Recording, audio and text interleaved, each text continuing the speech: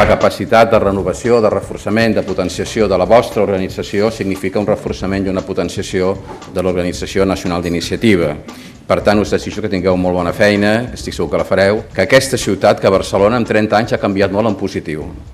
Jo m'atreveixo a dir que possiblement és la ciutat de tot l'estat espanyol que ha canviat més. Aquesta ciutat, en definitiva, és també part important del que és el nostre pensament polític, els nostres valors. Significarà un rellançament de l'organització.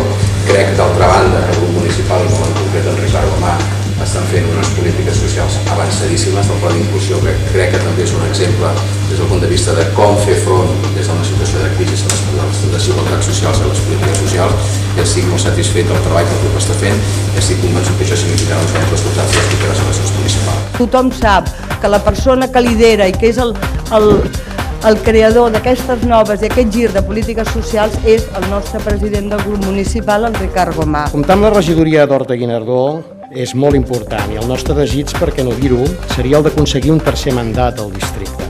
Sobradament ens hem demostrat que la nostra opció política és una opció de govern. Encarem la 6a Assemblea d'Iniciativa a Barcelona, amb la intenció de detectar els problemes que patim i posar-los a solució, a fi d'estar preparats per enfrontar-nos a les properes eleccions municipals amb un clar objectiu: créixer. Una gent de puta mare, que ens portem molt bé i que estem molt contents d'estar a Sant Martí.